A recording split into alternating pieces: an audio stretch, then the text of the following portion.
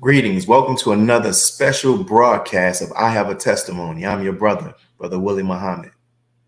God came to us to seek and to save that which was lost. He raised a man from among us. He, the Honorable Elijah Muhammad, laid the foundation. What I'm doing is something that comes from him through me, and the thing that he uses in me to do the work is my faith in him and the word that he taught. To produce men and women who wanted to clean up their life and build an independent nation for the glory of God. Today, brothers and sisters, we are blessed to have with us two brothers who I must say have helped to inspire and confirm my motivations for doing this show. Prior to us starting this show online during the COVID shut-in, we would host I Have a Testimonies in our city, here in the city of New Orleans, for visiting ministers or guest believers in our nation. These two brothers who I'm speaking about, Brother Rashad Muhammad and Brother Enoch Muhammad, visited our mosque and gave dynamic testimonies that touched the hearts and the minds of many who were present to witness them. So we're going to get right down to this interview. So assalamu alaikum, dear brothers. Wa alaikum salam. Salam, sir. And we thank each and every one of you, my brothers, for agreeing to participate in this interview. There's so much that I want to ask you all. And for those who are watching, you know, the objective of this special segment is to give all of those who are watching the opportunity to learn about the way of the Honorable Minister Louis Farrakhan. And both of these brothers are not on the show saying that they know the way, but they have been around the Honorable Minister Louis Farrakhan, and based upon what they have observed and their experiences, they can share some of what they have come to observe and experience as the way of the Honorable Minister Louis Farrakhan. And if we as believers can begin to understand the way of the minister, I believe that it can help us to close that gap, right, that stands between us and him. So let's get right down to it. And my first question I would like to ask is, you know, I would like to begin by laying the base for this interview by having each of you share with the audience, you know, your time spent and your experience with the Honorable Minister Louis Farrakhan. So I'm going to start with Brother Rashad first and then Brother Don. So can each of you share in what capacities you have served the Honorable Minister Louis Farrakhan and how long? I'm just a nobody trying to tell everybody about somebody. All right. Anybody. So with that being said, Brother Rashad, I've been basically with the minister since the age of 19, now I'm 58. Came into the nation in 1984. Have been blessed to travel with the minister personally since the year of 1986 up until as recent. Thank you, my brother. And Brother Rashad, Brother Don. Yes, sir. In the name of Allah, the Beneficent, the Merciful. First, I just wanted to echo your statement about not knowing really the way of the minister. And though, you know, Brother Rashad and I and others that are most fortunate to have been around the minister and to witness, you know, there are just things that we have seen and observed, but by no means are we any experts on the way of the minister. By no means are we. So I've been I think I perhaps joined the national security assignment. I think it began in '95 at the Million Man March, and I've served in different capacities and different departments since then, and I'd like to consider myself just a helper of the minister. just a helper. Beautiful. Well, that is something good to be, my brother, to be a helper. And we will transition from that into this next question. You know, the title of this show is The Way of the Honorable Minister Louis Farrakhan. What would you say, or how would you explain what that means from your limited understanding? We'll go back with you, Brother Don, and then we'll go to Brother Rashad. The minister he's a very strange and unique man. The minister way is really, you can't really describe it because there's nothing to compare it to. You know, there's no really frame of reference. He's an extraordinary, humble man, and he's patient. He's patient. He's humble. He's loving. He's uniquely kind, uniquely sensitive. I mean, he's a different kind of human being, of which you've never really have come upon a person like the minister. So it's really hard to describe him. But if there were like a few adjectives, it would be patient, and it would be extraordinarily kind. Patient and kind is how I would describe the minister and his way. Beautiful. And Brother Rashad, we've heard Brother Don talk about patience and kind. How would you describe the Honorable Minister Louis Farrakhan's way? First, I'd like to backtrack, because when you first asked the first question, it was so humorous to me. But in the name of Allah, the Minister, I bet there's no God but Allah, and that Muhammad is indeed his messenger. And as you both have stated, when it comes to the minister's way, there's no way that I can come before the people and before you and say that I know his way. I know certain ways, and I've seen the way that he handles life situations and different things that comes up. So I can bear witness to his ways. But when it comes to his way, that's far beyond me. But as I think of his way, I'm reminded of the scriptures, which say, my thoughts are not your thoughts. My way is not your way. My thoughts are from above and yours are from below. And when I think about that, I think about the lower region of the human being and the upper region, which we consider the heavens and the earthly being the lower desires. And one of the thoughts that come to my mind in best describing that is, God operates in the upper realm and Satan operates in the lower realm. God operates on the spiritual level, affecting the physical and mental, and Satan operates on the mental and physical, affecting the spiritual. And in that, in the way of God, you find yourself reflecting the examples of the principles of God. And in the way of Satan, you find yourself expressing your lower desires and the principles of that, which robs you of your spiritual powers. But when you reverse it, God operates from the spiritual, checking the physical. So when I think of his way, I think of the way of God. I think of the expression of God in man. And we're talking about the way, I know you all have heard this, and the Honorable Minister Louis Farrakhan has said this in private meetings to the believers, but also in the public. He talked about how his way is a challenge for many of us, right?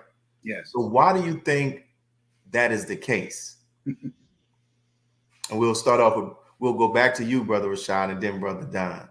Well, it goes right back into the principles of what I was saying. When you operate according to the mind and the spirit of God, sometimes it appears as if you're losing when you're working for God, meaning that it seems to be or appear to be slow. And when you're working or operating off the principles of Satan, it seems like the gratifications come right away. You're rewarded right away, so it appears. But it's just the opposite. What God is giving you is a foundation which will take you into the future. What Satan is doing is giving you the now, which robs you of your future. And your future is to become one with God, So Satan satisfies the urges of the now. So when I think about the minister and his way, that becomes challenging for us is that he operates out of the mind of God. He operates out of the heart of God. When you start talking about the characteristics that reflects the heart, kindness, forgiveness, patience, these type of things are from God, and they're reflected in one's behavior and how you handle your fellow human being. When you start talking about the lower realm, you're talking about greed, selfishness, lust. You know, these type of things, they rob you of the ability to be true to your fellow man, because it's all about the self. But when you come out of the self and you enter into the realm of God, it's about the us, it's about the we, it's about the reality of God. And in that you become a cell, not the body. And Brother Don, what do you say? Why is the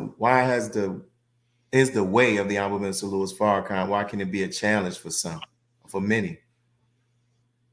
I want to second what Brother Rashad said, which was a beautiful answer.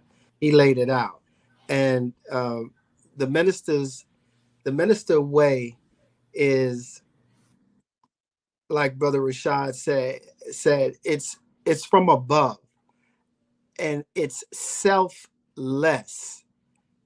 The minister is selfless, and the minister is thinking always about the body and what's best for the body, what's best for the people.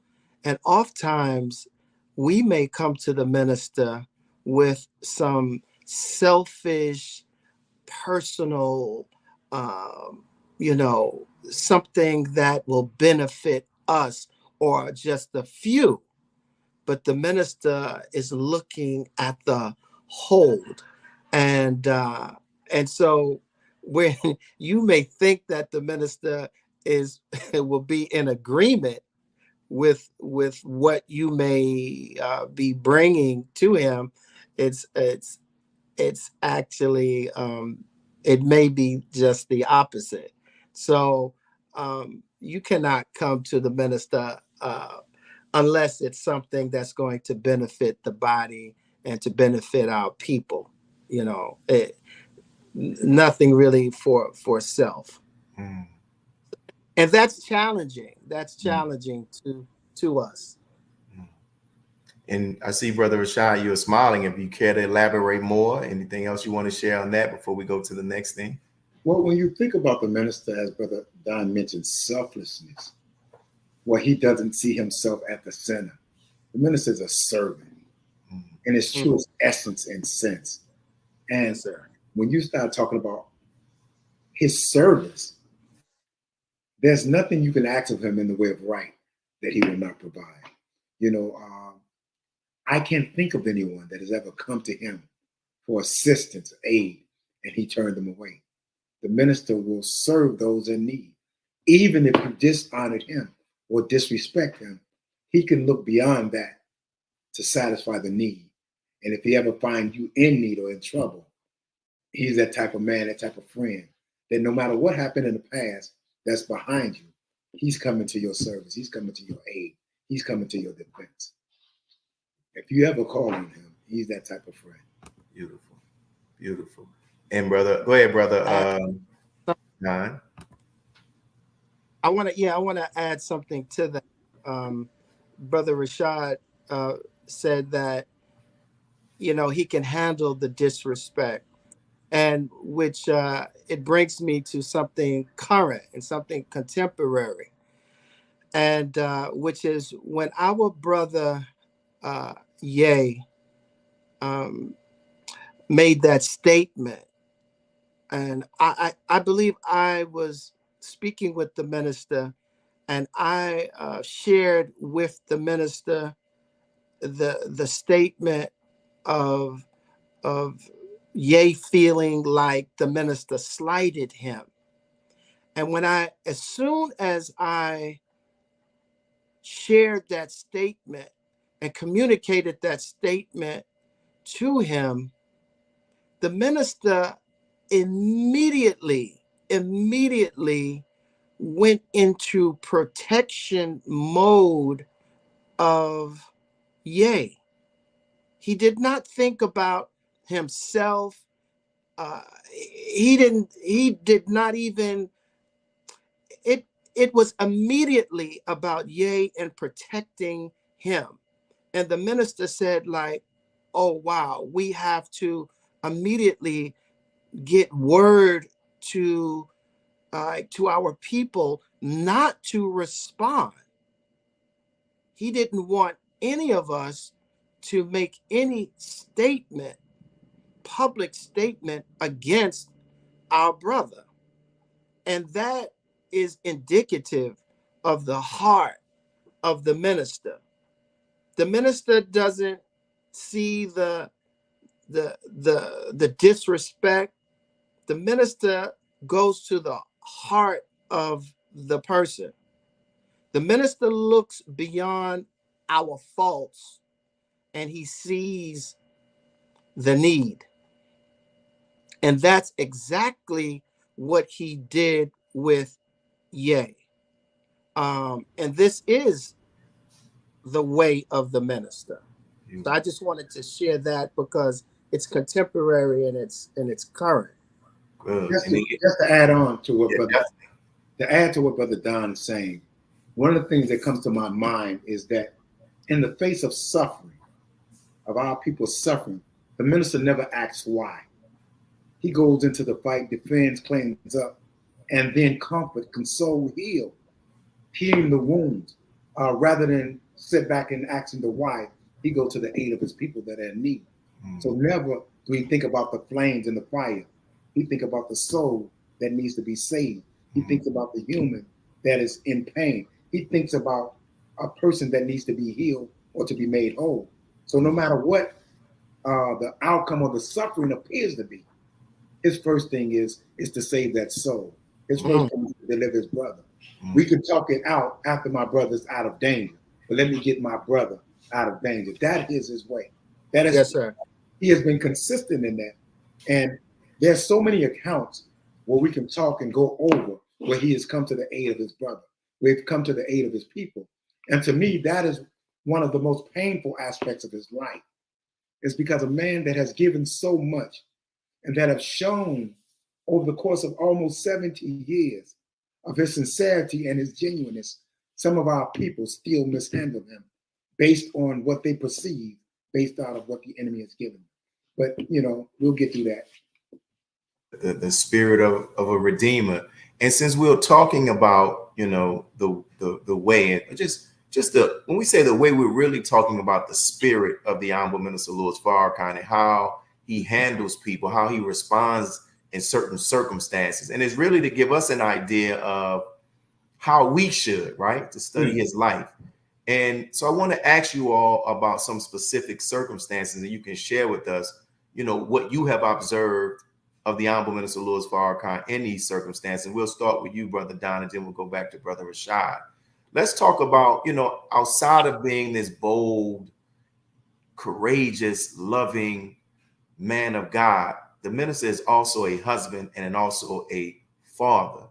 So what can you share with us about what you all have witnessed about his way in those circumstances as a father, as a husband? We'll go with you, Brother Don, and then we'll go to Brother Rashad. The minister, as a husband, is such a meek, tender. He's so meek and tender with his wife, with Mother Khadijah, and it's so surprising to me. Like he's almost like a little boy with Mother Khadijah, and I don't know, because the minister is such a lion. He's such a lion and he's so strong. With Mother Khadijah, he is so he's just tender. He's tender and he's kind. And it reminds me of we were at an event, and it was the Omegas, the minister was being honored by Omega Psi Phi. And towards the end of the ceremony, they had a gift for Mother Khadijah. And now, of course, unbeknownst to the minister. And so you should have seen the excitement on the minister's face when when it was presented to the minister that this is a gift for Mother Khadijah. He was so excited and elated, like a young, happy young boy, and he was just clapping his hands, and he was so excited, and that's his love and his heart again for his wife. And so it's that too is unusual to me, his kind and tenderness and his meekness with his wife. I ain't there yet. Like I don't know how I could ever be that meek and tender and sweet, like, man. So I don't know. So that's extraordinary to me. As a father, it's a loving, laughing family. They laugh a lot. They have a great time. When you see the minister with his children, it's always something funny. The children has his sense of humor, very quick wit, the supreme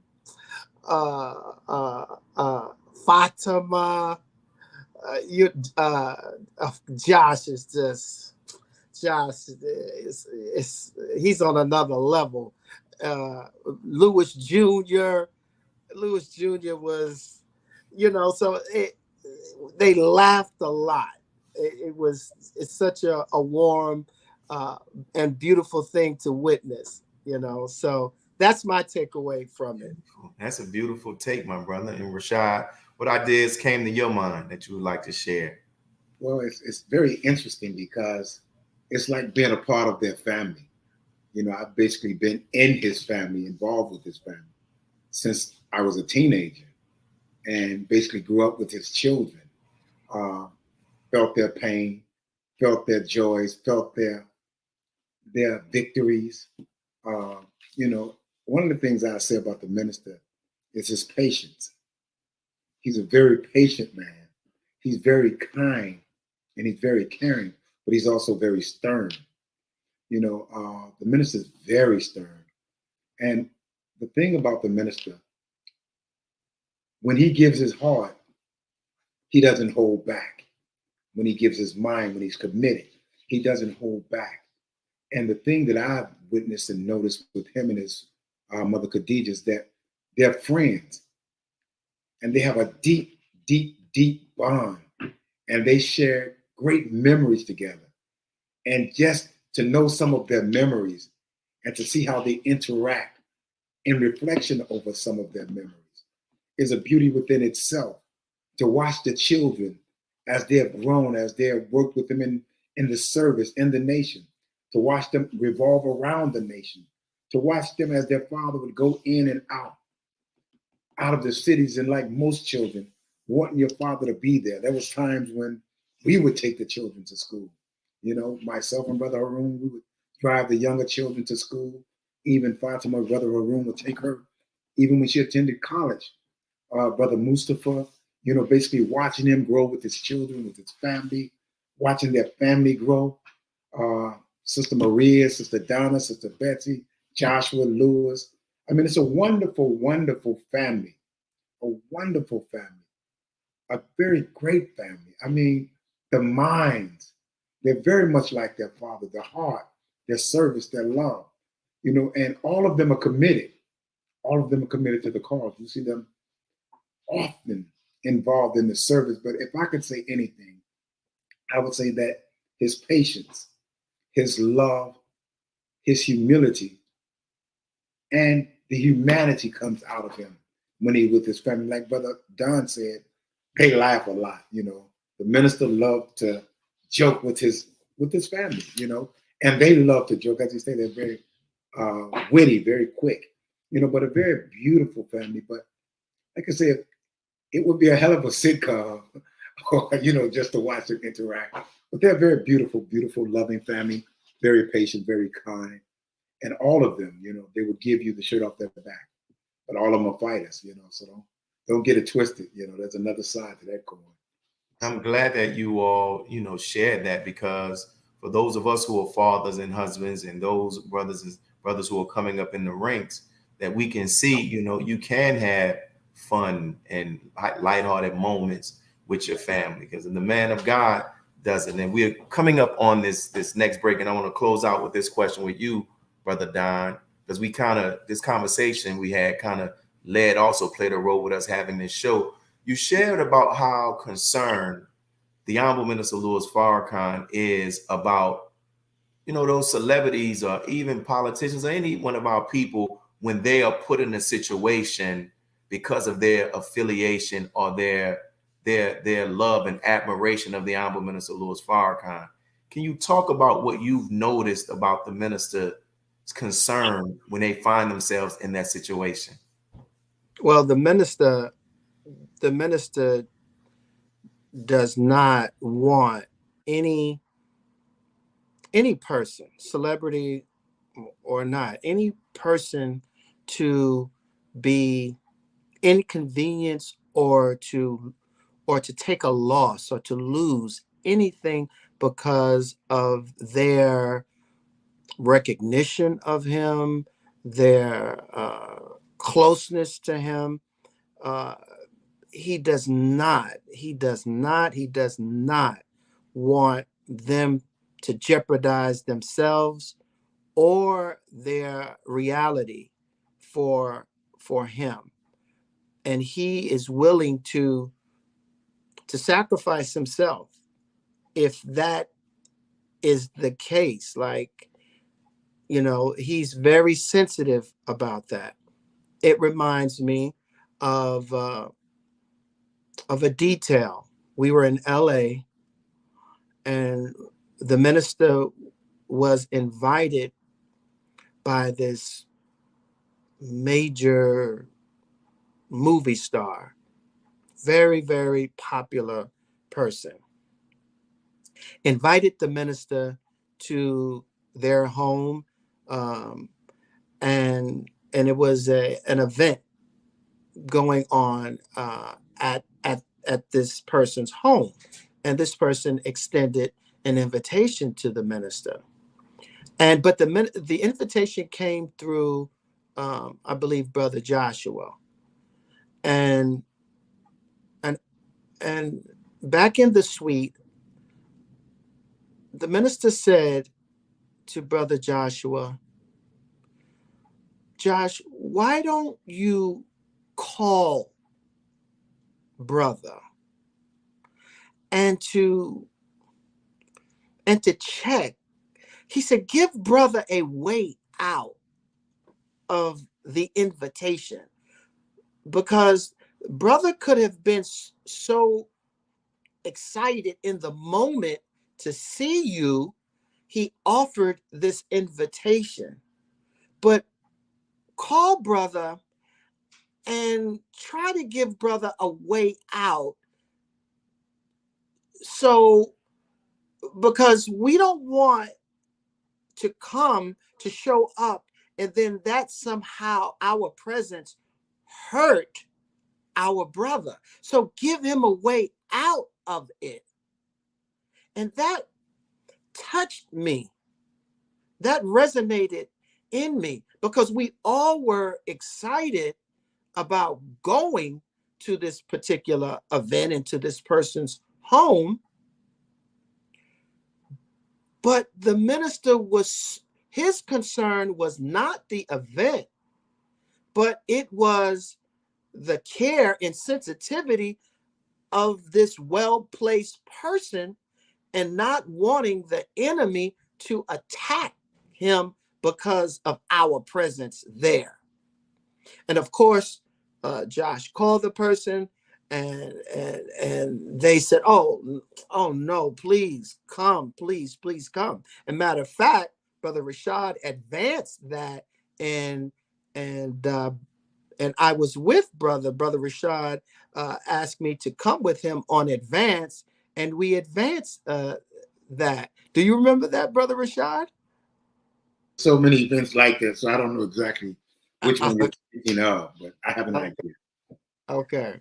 Yes, sir. But yeah, but it was it shows the minister's heart and his sensitivity that he does not want to hurt any of our people because of him and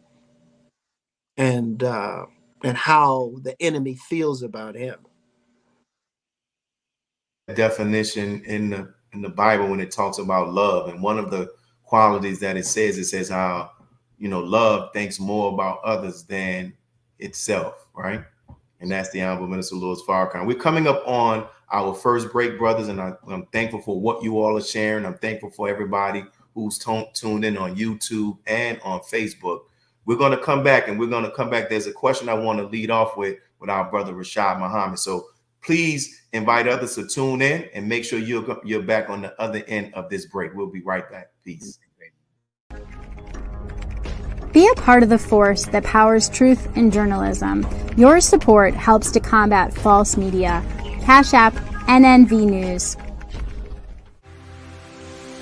AsiaticMinds.com, the curriculum of study from the University of God's Mind.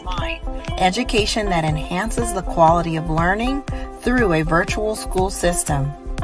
The science of mathematics, communication, and deductive reasoning. Our children are the future. Invest in your destiny. To enroll now, visit AsiaticMinds.com. Worldwide, 24 hours a day, 7 days a week. Download the Final Call Radio app and take us everywhere. On your phone, on your computer, on your tablet, on Instagram, Facebook, and Twitter. You can also log on to finalcall.com and click the Listen Live button, or finalcallradio.com. Final Call Radio, the official voice of the Honorable Minister Louis Farrakhan and the Nation of Islam. Thank you for tuning in to NNV News. Please share your thoughts with us in the comments section below. Follow us on social media at NNV News, and please subscribe to our YouTube channel, National Network View. This is Clifton Muhammad with NNVnews.com. Muhammad's economic blueprint, the collective power of our dollars to build a future for ourselves. With 5 cents a day, 35 cents a week, $1.40 a month, and $18.20 a year multiplied by 16 million wage earners would give us $291 million in 1 year. Everyone can give 35 cents a week as an investment in our future. Donate now and see what our pennies, nickels, and dimes can accomplish. Visit economicblueprint.org.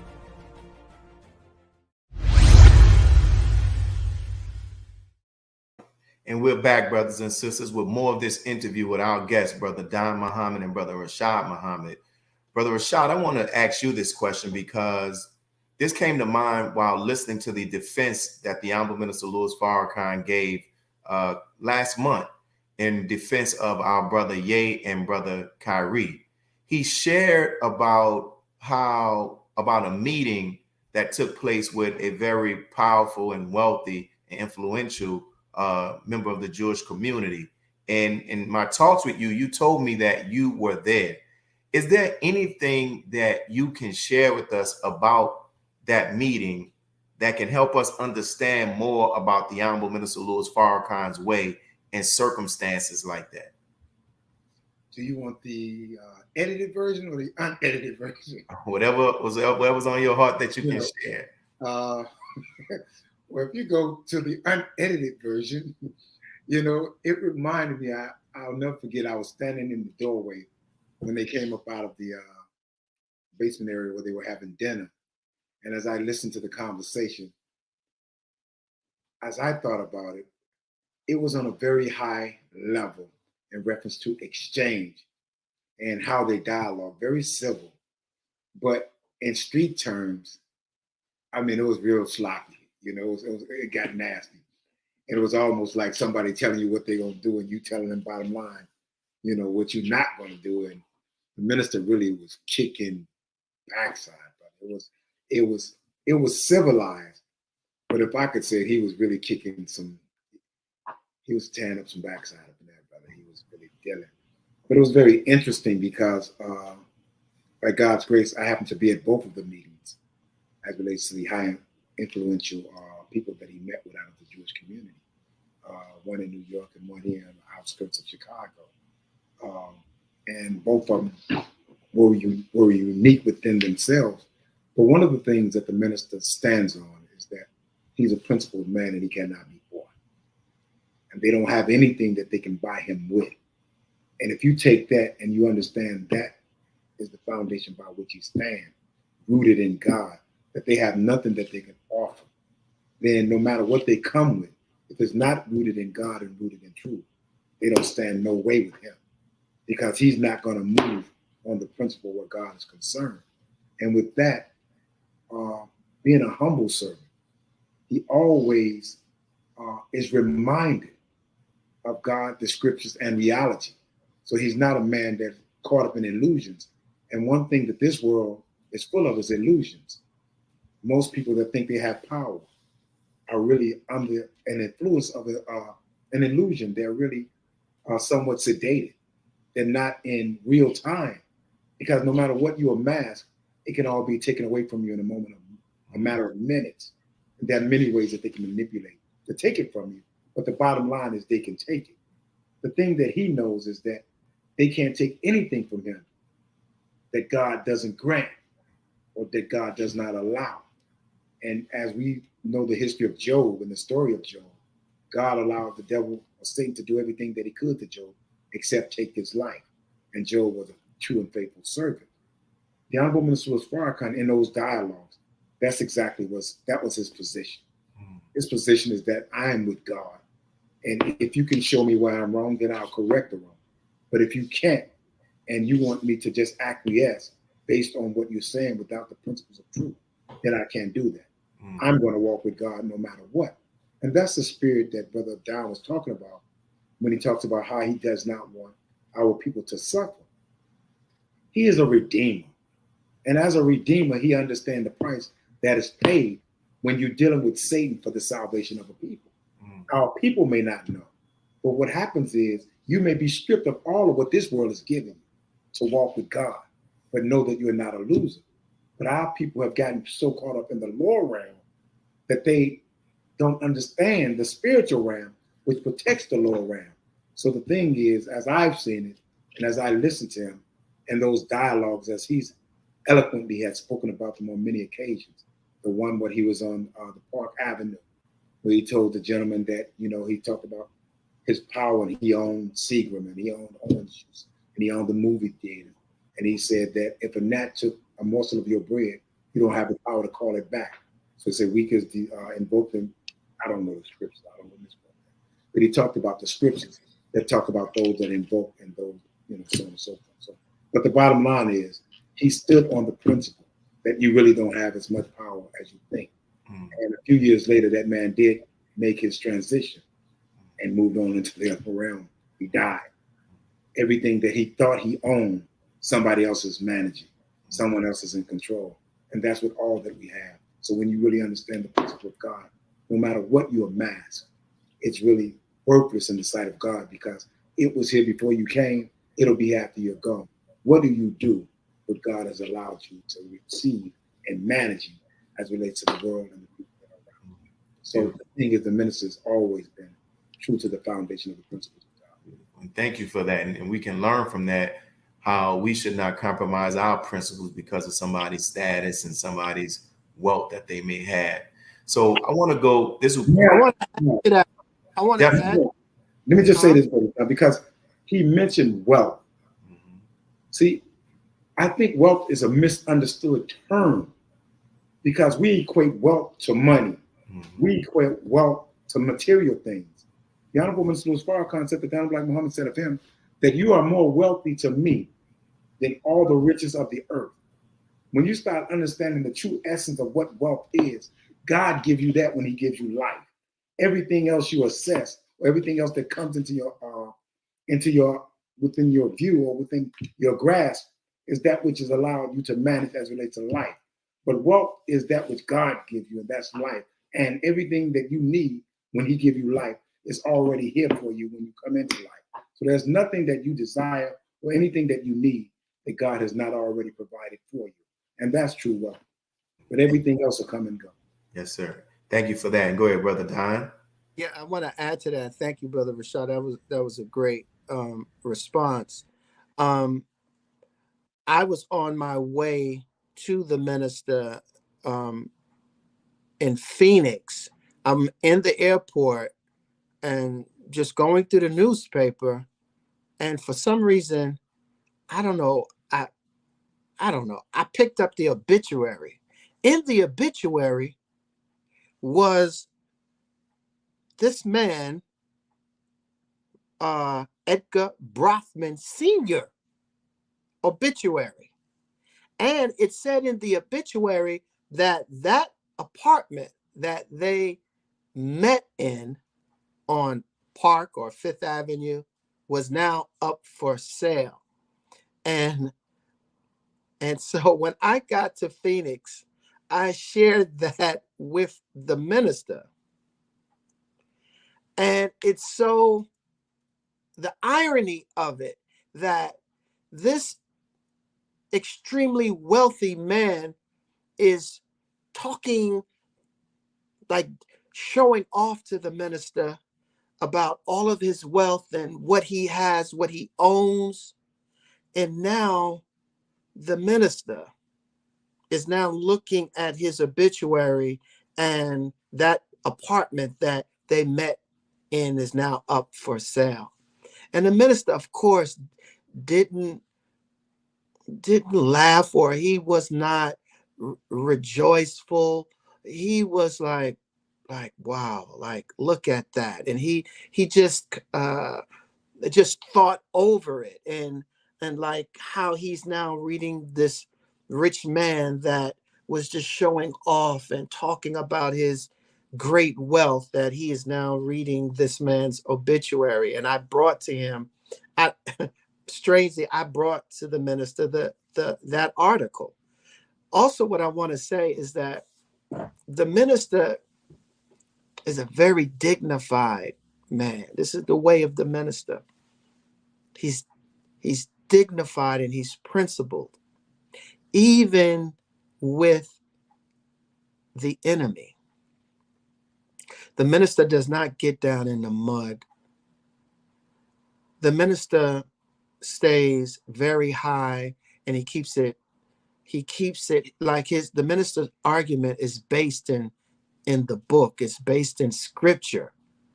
And this is something that we too have to learn and strive to be. The minister doesn't go low, the minister stays high. I wanted to share an anecdote, but that was my point, that he's very dignified and he's very principled as a fighter, as a defender. And that's the way of the minister. Beautiful, beautiful. And After what Brother Don just said, because in no way do I want to say that the minister went down on that level. But I'm saying that as a brother to come up from that level and recognize, I'm watching them. Yeah. They're talking on like I say, on the highest level. But if you look at it in the streets, you'll say that Farrakhan was in there kicking plenty of back. Oh no, you didn't, and it didn't come off. It didn't come off like that at all. And what I think about scripturally, when I hear people talk about how the minister maintains his integrity and dignity, even with dealing with the enemy, I think about what the Bible says about the archangel Michael in the book of Jude, when he was battling Satan over the body of Moses. And they said that even though Satan was taking low shots and all of this stuff, it said that Michael did not get down like that. And that's the way of the Honorable Minister Louis Farrakhan. And I want to go to this next question because, you know, in the Swan Song, the lecture, the Swan Song, the Honorable Minister Louis Farrakhan talked about how, you know, life is always presenting us with problems. And people will see the Honorable Minister Louis Farrakhan and think that he doesn't have problems, like life doesn't present him with that. And I'm asking this next question so that those of us who hear your responses can be able to know, can extract from his experience, from what you all have observed. What have you all observed on how the Honorable Minister Louis Farrakhan handles the problems that life has presented him with, that we can use that and apply that in our life when we are faced with problems? We'll start with you, Brother Rashad, then we'll go to Brother Don. That question within itself is beautiful and very complex, because the minister has faced many challenges and some would say many problems. But one of the things that I have seen him do consistently, no matter what comes up, no matter what he's faced with, is he continues to work. You know, when he talks about his operations, he's in a hospital working on behalf of a people.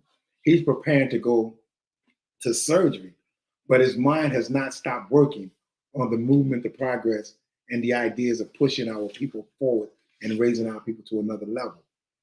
I've seen him work through death of family members, his mother, his brother, you know, those that he loved. I've seen him work through the suffering of heart attacks and very health challenging,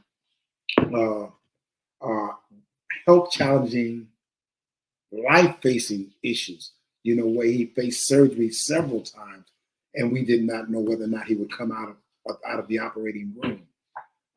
I've seen him when it comes to financial crunches, acquiring certain aspects of the properties back within the nation. One of the things that the minister has always done, no matter what he's faced with, is he worked. There's something that I heard that was contributed to Don Black Muhammad. I don't know if it's true or not, but he said, no matter what your situation is, work.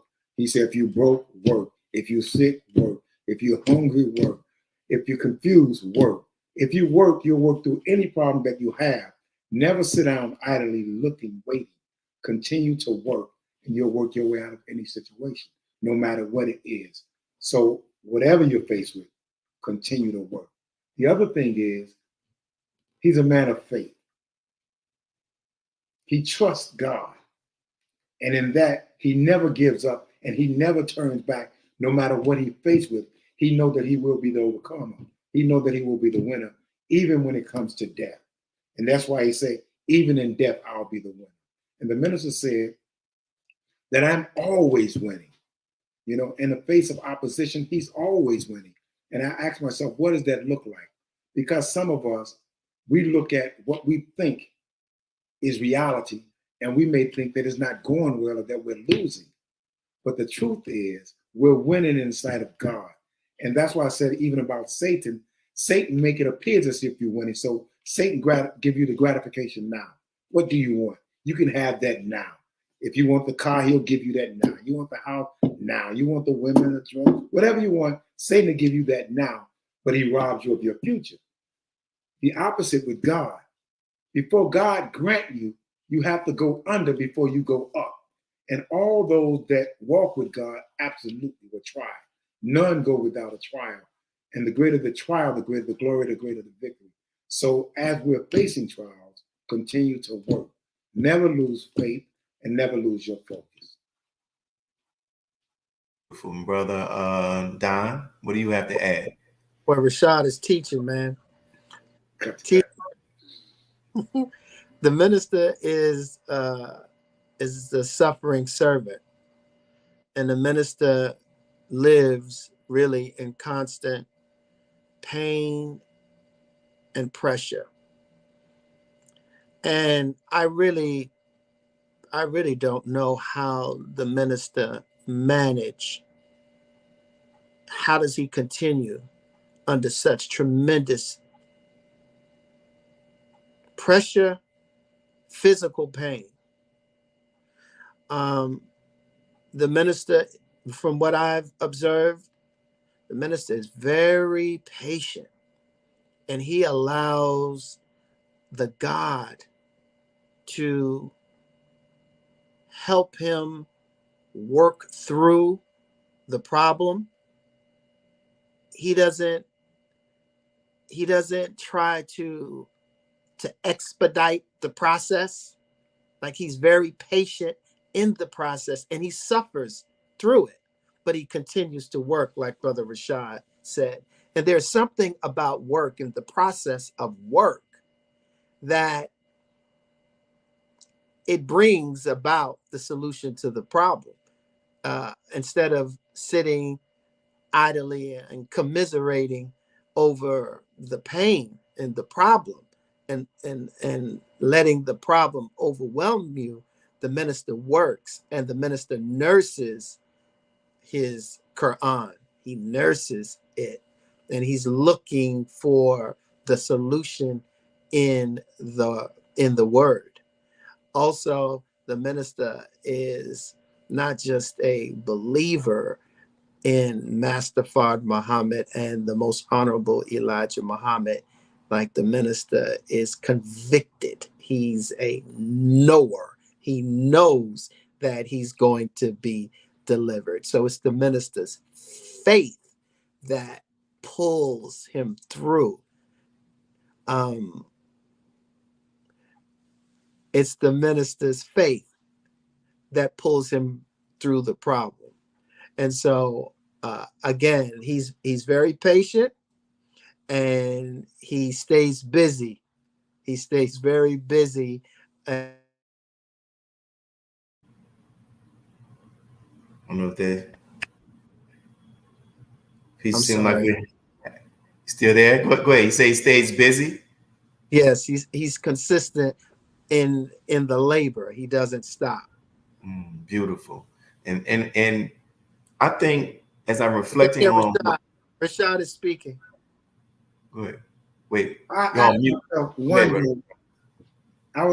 ask myself about his pain. Because one of the things, as I journey with him, there are times where I've come to feel his pain. There are times when I sensed his pain. And there are times when I know his pain. And I don't know what it is, but God give it to me. And I remember vividly once in Arizona when he was telling us about his life. And as he told us about his life, all I can sense and feel was his pain. So the next day I sat on the porch and I was crying, thinking about the pain that he was in. But as I pondered over his life throughout the years and thought about the pain, because I've seen this man in excruciating pain. I've seen him come before the world, speak for 4 hours, and can't sit in a vehicle as we're driving him back to the location. He's balled up in pain. I've seen him balled up in pain before we get to a venue and speak for 3 and 4 hours as if he never had the pain. And I used to ask myself, what is it about this man that allows him to manage pain to this level? And what I come to believe and understand is that he suffered so much. If he ever told you of all of his suffering, then you'll understand how he was made to be the burden bearer of the pain, where it says he died for us daily. And I can tell you honestly, I've watched this man suffer. I've watched him suffer. You know, I couldn't even tell you of all of the stories of the disrespect that he received from the people that he served and from our Black leaders or important figures in our community. But what he suffered to serve them, it's a hell of a thing, man. You know, to be rejected by people that you come to give your life for. You know, and I'll say this as I close with that point. For which of his deeds do we deny him? How could a man that come before the world and to declare to you that he met with a man that met with God. And he just doesn't say it. He demonstrates that God is present based on his work and his service to a people, based on his heart, based on his love. He demonstrates this. And this man don't do it for 5 years. He don't do it for 6 years. He don't do it for 20 years. This man has done this for 67 years. And you can go back into the 60s and find his words, his messages, and you'll find that he's consistent in delivering the word of God. But yet, the people that he come to, I come to my own, but my own receive me not. I would say that if you don't recognize him as a savior, then I can honestly tell you that you'll never see a savior in your lifetime. If you don't recognize the principles of God in man and that man, then I can honestly tell you that one, either you have not studied that man, or two, you do not know God. But if you go and study God and you look at the actions of this man, you'll find that God is all wrapped in this man. And that's what I have watched. I have watched the man journey from being a common man to becoming one with God. And that's what he's offering us. So when I look at his pain, I think about what we're taught about the God that created himself and the suffering and the pain that God himself went through to deliver, to produce a people. And his servants go through the same thing to deliver the people that God has come to raise. But his pain, brother, his pain is real. We thank you for that. We're coming up. We have 4 minutes before we go to our next break. Brother Don, is there anything you wanted to add on to what Brother Rashad has shared? Rashad laid it out. Beautiful point, Trey's beautiful point, brother. That's Brother Willie. We could do the whole show on the pain of the minister, brother. Yeah. Rashad is absolutely on it, because the pain of the minister, the suffering of the minister, and the minister practice, brother. The minister practice at being God. He practiced at it. And it's and to be God, man, is nothing but pain. He's forged. The minister has been forged into a God from pain, from the suffering. We were in one time sitting out with the minister, and the minister said, brothers, it's a terrible thing to be rejected.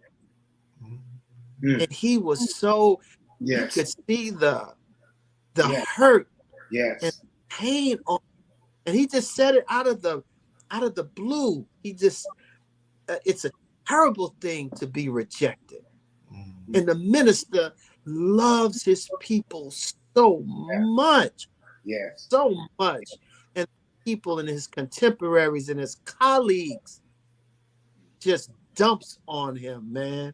It's a terrible thing to witness. It's a terrible thing for his family to witness, and those who love the minister, those of us who are around the minister, to see the minister hurt like this and in that kind of pain, man. It's a tremendous thing.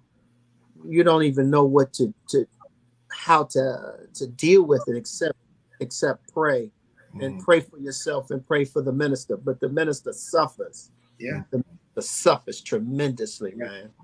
And like you said, the suffering servant, and we're gonna come back after this next break and talk about one of the qualities, or I'll ask you all about one of the qualities that I think, and I believe you all would agree, is one of the things that prevents that pain and that suffering from turning him, that prevents him from being bitter or brokenhearted. Yes, I will come back right after this next break. Loving what you all are sharing, my brothers. We'll be right back after this next break. Yes, sir. Be a part of the force that powers truth in journalism. Your support helps us to highlight solutions for a brighter tomorrow. Go to nnvnews.com/donate. AsiaticMinds.com, the curriculum of study from the University of God's Mind. Education that enhances the quality of learning through a virtual school system. the science of mathematics, communication, and deductive reasoning. Our children are the future. Invest in your destiny. To enroll now, visit AsiaticMinds.com. The hashtag Bank Black social media campaign made strides not only in revolutionizing how we bank, but also how we think. The movement inspired thousands of African Americans across the country to transfer or deposit millions of dollars into Black-owned banks. These are banks that will invest in urban communities, employ African Americans, support Black businesses, and inspire Black home ownership. This is a very proud moment for our culture as we are taking small, but significant, steps towards building Black power through Black wealth. Please share your thoughts with us in the comment section below. Follow us on social media at NNV News, and please subscribe to our YouTube channel at National Network View. I am Anissa Muhammad with NNVnews.com.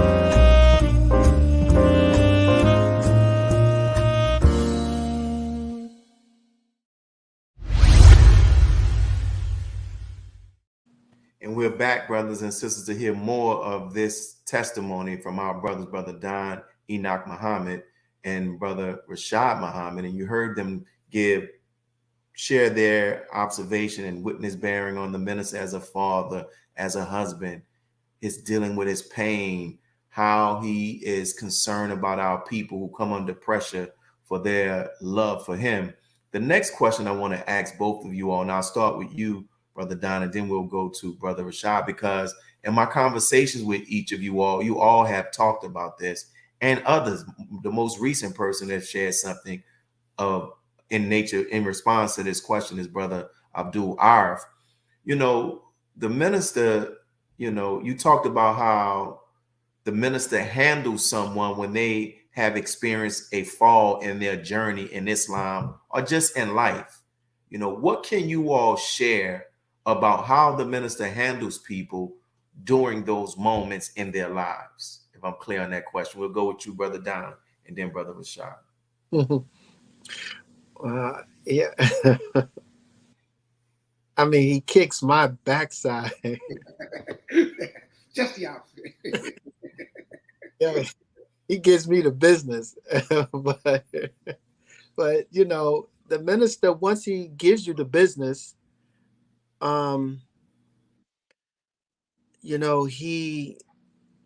he doesn't dwell on it. He doesn't dwell on it. You're going to get it. He's going to tear you up. And this is my personal experience now. It's for me. But right after that, like it's done. It's over with, and let's go. Let's go to work. So that's how it is with me. But with others, I've seen the minister is the minister is a redeemer. The minister believes in reclamation. He believes in salvation. He believes in redemption. And so the minister is always, as he is chiding and chastising and correcting you, right? He's also teaching you, and he's also building you up. Like the minister doesn't tear you down. The minister leaves you with your dignity intact. And he's a master at it. And so he doesn't destroy the person, because the minister I believe his intention in his heart is to redeem and to construct, not destruction, but construction. And again, the minister looks beyond the fault and he sees the need. And that's the way of the minister. Rashad, your thoughts on that point? Because that's why I was thinking to open on Amazing Grace. You know, looking beyond the fault to service the need, understanding the fault, the service to need. And our people sometimes don't recognize that those that have fallen short need service, not to be scolded. So he gives you what you need. Quite different how he handles each and every one of us. Like Don said, he gives him the business. You know, since I've known him, he's always been tender or kind with me, even when I was in error. He corrects me in such a way that I don't self-destruct, because each one of us handle it differently. So all I can say is amazing grace. How sweet the sound, because I know that there's a process of my salvation. I know that there's a process of my growth and my development. And I know that based on the condition of where I come from, I could have never made it had not he been patient, had not he been kind, even as I struggle with myself today, coming into the understanding and the burden of sin. So I would say amazing grace. But there's another point that I wanted to elaborate on what Don mentioned before. And what came to mind was that, man, I'm about to lose this point. It was about, I have to come back to it because I lost the point. But it was dealing with what Brother Don had just mentioned earlier. No, I know what it was. That I wanted to disavow us from the misunderstanding of recognizing God in man. Brother Don mentioned how the Honorable Minister Louis Farrakhan practiced being God. You too can practice being God.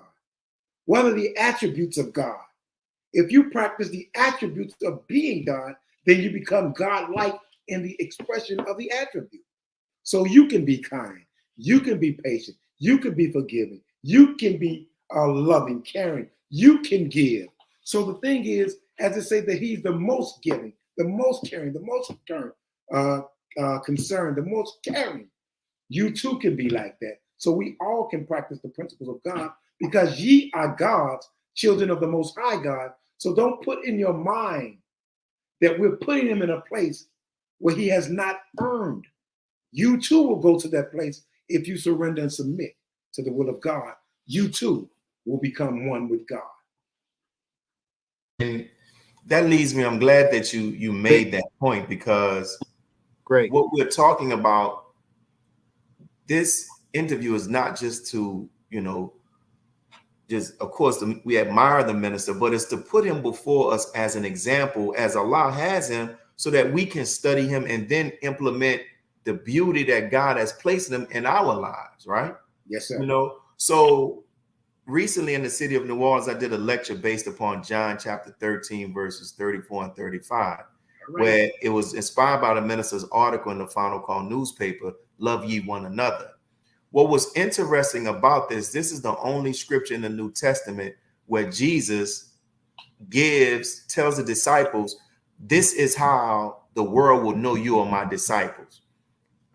Interesting, he didn't say by your ability to cast out demons, your ability to give the sight to the blind.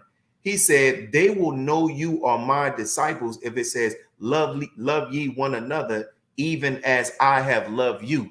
And he said, if you do this, then the world will know you are my disciples, right? So a question to both of you all, we'll start with Brother Don, then you. How can we study the Honorable Minister Louis Farrakhan's ways, the way that God has shaped him, that can help us grow and develop that love, to love each other the way that he loves us, inside the nation and outside the nation. Brother Don, then we'll go to Brother Rashad. During our Savior's Day events, we have, one of my assignments was the transportation of the palace transportation, that's the guest of the palace, the guest of the minister, and also it's family and staff of the palace. But that was one of my responsibilities that Brother Rashad supervised, and so it's a very hectic, it's a hectic time during Savior's Day. And so we're, the itineraries and the pickups and the drop-offs, and, it's a lot. We're undermanned, and so, but we're pushing right through. Now here comes Brother Rashad, with all of these extra assignments, extra pickups he's giving us, and it's not the palace guest. And it got to the point where, like, I was really frustrated. Like, yo, what are you doing? And Rashad said to me, brother, what we do for the minister's guest, do you not think that it should be done for the little believer? He says it's the right thing to do. If we have some downtime, then we have to serve the believer. We have to serve the believer like we're serving the minister, the minister's guest, the minister's family, the minister's staff. The believer is deserving of this. The minister is paying for it. Do you think the minister would object to us picking up the believer if they need a ride from the airport? And when Rashad said it, like it resonated and it taught me. Like, we have to be servants of one another. Just as he has loved us and fed us, we now must in turn do that with one another. For we know we have crossed from death to life when there's love for the brotherhood. So that brother over there, Rashad taught me that. And that's the minister's way. So what good is this program? What good is this interview talking about the minister's way if there's not implementation of the minister's way with one another? The minister doesn't care about all of this stuff. Only thing he cares about is the quality of our heart and how do we serve one another.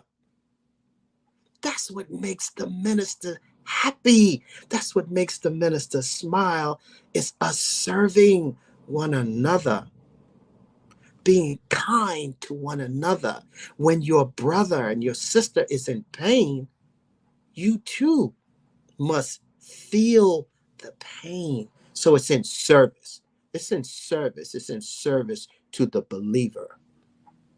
That's the minister's way. Beautiful. And that Beautiful, my brother. That's beautiful, brother Rashad. Beautiful, brother Don. You know, it's interesting you mentioned John. The thing that comes to my mind is John 15:9. I think it is. And it says, as the Father has loved me, and I'm reading, so have I loved you. Now remain in my love. Period. If you keep my commands, you will remain in my love, just as I have kept my Father's command and remain in his love. We have been given guidance and instructions. The greatest principle in the universe is founded on love. The greatest law. The greatest law. And God justifies it by, in your creation, there's nothing that you need that is not created in creation for you to thrive and survive. That's out of his love for you. Before you even came into existence, he had it. So as I read that, it said, as I have loved the Father, we're witnessing a man that is in love with a man. And he's following the commands of a man. And in this, he's demonstrating to us love. So what we're receiving is the love of God coming through a man.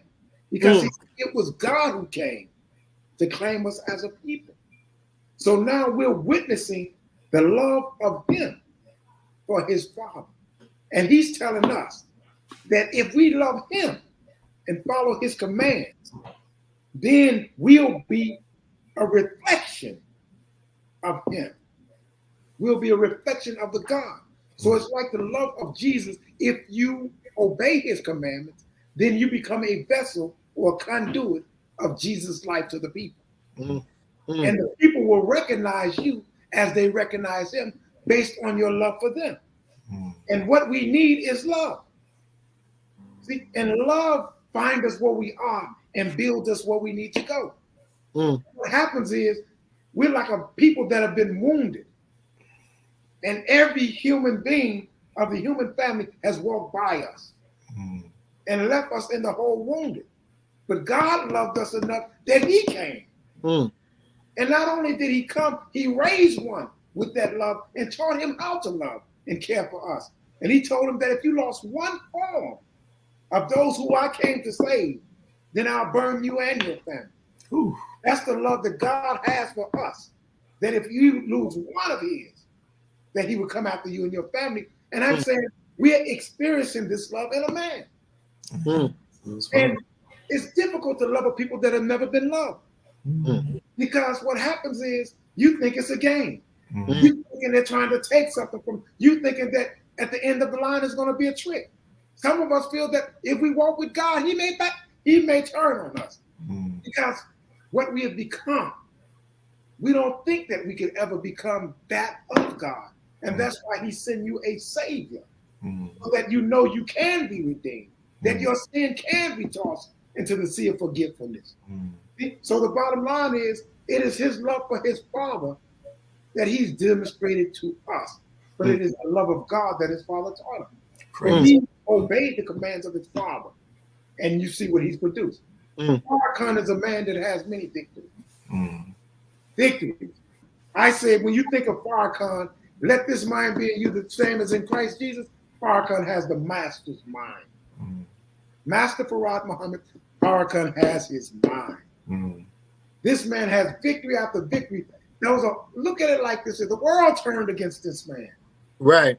But he's been able to subdue the world, handcuff this world, right? Look at the history of Minister Farrakhan. I'll give you 3 examples of just small victories that he's had. When you think of Boston, and anybody that ever goes into Boston, ask about the history of the service of Minister Farrakhan, and then you're going to run into a brother named Minister Don, who came up under Minister Farrakhan. But the bottom line is, Boston at one point had died, not physically, but the believers had turned back to the street. The minister asked the Honorable Elijah Muhammad, could I bear the sins or the burden of their sins since I'm the minister? No, you can't carry the burden. You taught them they have to cover their own sins. He rebuilt the mosque in Boston, restored the believers in Boston, gave them a thriving community. Then he was moved to New York. New York had been destroyed after the death of Malcolm. They had firebombed the mosque in New York. The Muslims' name was dirt in the city of New York. Farrakhan rebuilt that city. Rebuilt that city from 65 to 75 or to late 74. Now, when it comes to the Nation of Islam, this government had sent a death blow to the Nation of Islam. Under his leadership, under his love, we have never gotten into a fight with the nationalist community. We have never gotten into a fight with the Orthodox Muslims. We have never gotten into a fight with those who disagree, because he didn't teach us that. He taught us in love. He didn't teach us the letter of the law to go beating our brothers in the head. He taught us the letter of the love of the law.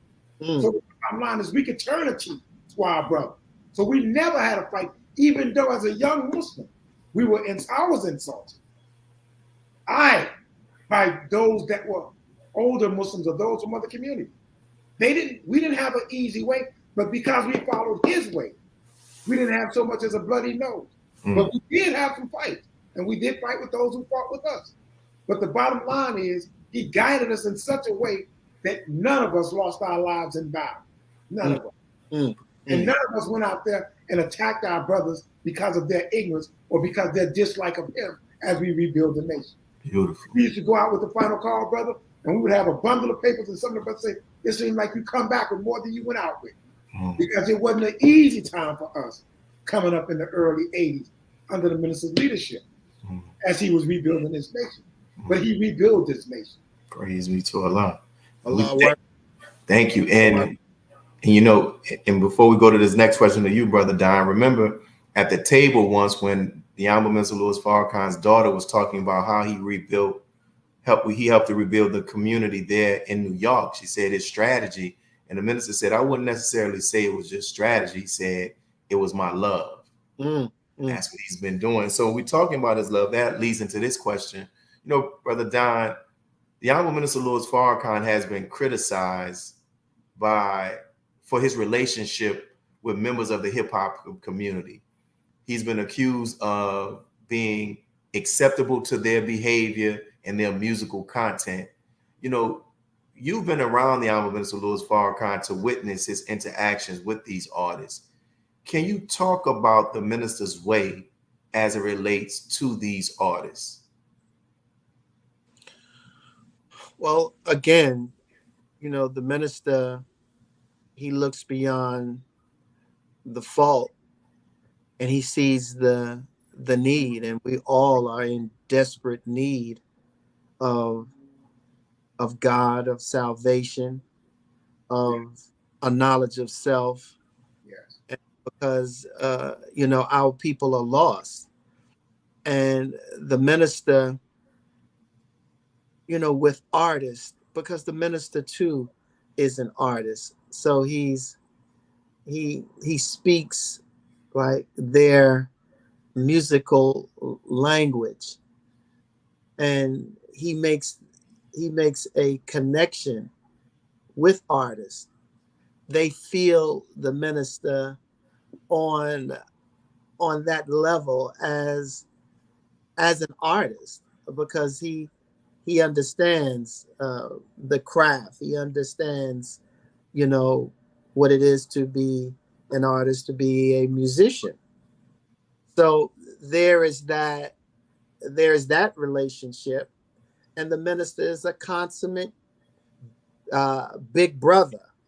He's a big brother, and he's a teacher. But artist really looks at the minister as a big brother,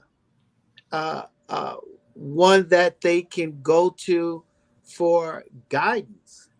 And a lot of them come to the minister for guidance. Sometimes when they're in trouble, they come to the minister. But it doesn't necessarily have to be trouble. There are so many artists that just wants an audience with the minister, to sit with the minister, to talk with the minister. And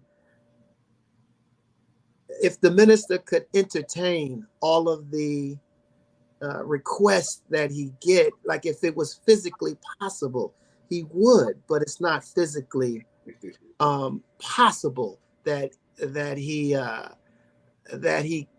honor all of these requests. When the minister is with the artist, the minister again does not want the artist to lose their fan base, to lose by changing, by making a drastic change in lyric in their presentation. But the minister very lovingly urged them, like in one or two of the songs that's on your album, that's on your CD, that's on your project, drop a little wisdom in it, drop a little truth in it, but just very, innocuously, nothing bold and brash, and don't become preachy, but just every now and again, just drop a little nugget of truth, a little nugget of wisdom, and you'll see how your audience will begin to be raised. And that's the minister's advice to them. The minister does not condemn our people. The minister raised our people into right behavior, by being the example. The minister and the minister's way and the teachings is the clean glass. And you don't have to condemn the dirty glass. You just set the clean glass next to the dirty glass, and everybody would want to take a sip of water from the clean glass. So the minister is not in the condemnation business. Again, the minister's in the construction business, and he raises the consciousness of the artist patiently and with a whole bunch of love. Beautiful, beautiful. That's what. And we read, for those who are watching this interview, if you go back and listen to what the brothers have shared about the Honorable Minister Louis Farrakhan, and just open up your New Testament Bible and listen to what they said about the minister, and then read what you read about the way of Jesus and see what you see as in similarities, because you see the same thing. What you just said, they had an issue with Jesus. Why are you always, quote unquote, with the sinners, right? But these were some of the very people that he helped to redeem, and it's right. Beautiful. As we get ready to close, we got 2 minutes left, and I know it's very short. Any closing words, Brother Rashad, and then Brother Don? You all share a lot, man. Well, I will close with this, and I'm reading, so excuse me if you see me looking down. It's John again. It's John 16, 17, and 18. And so we know and rely on the love God has for us. God is love. Whoever lives in love lives in God, and God in them. This is how love is made complete among us, so that we will have confidence on the day of judgment in this world. We are like Jesus. There is no fear in love. Perfect love drives out fear, because fear has to do with punishment. The one who fears is not made perfect in love. We love because he first loved us. As Brother Willie said, the thing that I would say is, don't listen to my words. Go study his works and go study his life. As I have seen the Honorable Minister Louis Farrakhan, he is one of the most consistent Black leaders that has ever been given to us. There are only one or two that may have even had the lifespan that he has had. But when you come to service, he's unmatched. When you come to love, he's unmatched. And it is not I that can determine the love of any man. But I can say, I know of this man, love for us. And I know that in order to match the love that he has for us, you have to go right up into the bosom of God and act. So I would say that if God would ever give you a heart and present it to the world of himself in working form, beating flesh, that would be that man. He is a man that loves you. And he is not a man that loves you because he say he loves you. If you examine his works, you'll know that he loves you. And I would pray that one day that those whom he loved, who rejected him, will just come to see and come to understand his offer and know that he is not a man filled with hate. Know that he's not a man of bigot. Know that he is a man that is filled with the Spirit of God and a love for people. And know that in order to break God's people free of Satan's grip, there will be a war. Please do not be caught on the wrong side of the battle. Praise be to God God. bless you. Thank you, brother. And brother Don, any closing words? Trace.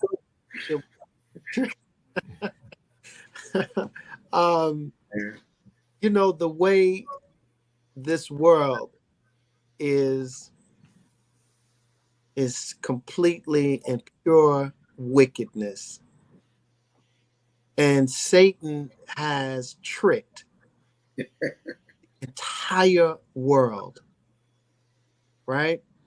And I mean, there's no facet of life, no discipline of life that Satan has not infiltrated and made putrid. But the trick is that Satan makes evil fair seeming. See, we've been tricked. And the real trick is that we don't even know that we've been tricked. Why this discussion is so important? Because the minister's way helps to pull the cover off of Satan and to reveal the trickery, to reveal the trick. It's the minister's way. It's the minister. That's why the minister is still here with us. He is the example for us. He's the grace for us. He's the way out for us. So, and the minister's way is difficult because, again, the minister is selfless. And we are so full of self that puts us in conflict. So we really have to keep our heart open and our eyes on the minister. The minister is the prize for the believer and for those who are not, quote unquote, believers. You're not close to the minister due to proximity, due to nearness. Brother Rashad and I have had the opportunity to serve close, but it's not the closeness that makes the connection between us and the minister. You have to reach and get to the minister through the word. It's through the word, and it's through the applied word of God. It's how you reach and you connect and you become close and one with the minister. Not because of the proximity, but it's only and through the word and through the work. It's through the work. It's through the work. So thank you, Brother Rashad. Thank you, Brother Willie, for this opportunity, for this platform. Thank you, Brother Willie, for your patience. Because Lord knows I fight you. I fight you. I fight you in doing this. I'm such a problem, and I resist you and don't want to do it. But you're so patient and so kind and so warm that I can't even get out of it. And Brother Willie, that's the way of the minister, Brother Willie. His way, that patience and that kindness and your patient persistence and your warmth overcome and overcame my resistance. Man, all praises due to Allah. Listen, you all shared. I know you all are humble brothers, man. You all don't take from my perspective. You all don't take your time and your experience with the minister, and you walk around with your chest built out, and you all are always concerned that you're not trying to make it about yourself, but it's about him. And I appreciate what you all are sharing and have shared, because in your interviews, that other previous interviews that we have, people are learning from this. If you see the comments that people are making, it really helps us to really to close that gap and learn more. Like what you all shared today was phenomenal. You see the comments. Thank you, man. Thank you all for being brothers. Thank you all for being mentors. Thank you all for being helpers to the Honorable Minister Louis Farrakhan in our nation, to help us to learn more about him so we can begin to implement it in our lives. And I think from this little bitty interview, it really needs more time, but we're going to stop. But there's so much more, man, that is in you all. And I always feel that there's more that is in you. But what you all share, it really helped me, and I know it will help others. So I thank you all, and thank your families as well. And for those, praises due to Allah. And for those who are watching, brothers and sisters, we are happy that you all tuned in. And I thank our brother behind the board for making this possible as well. And NNV, we've taken a break, but inshallah, we're going to start back in the beginning of the year with more new content.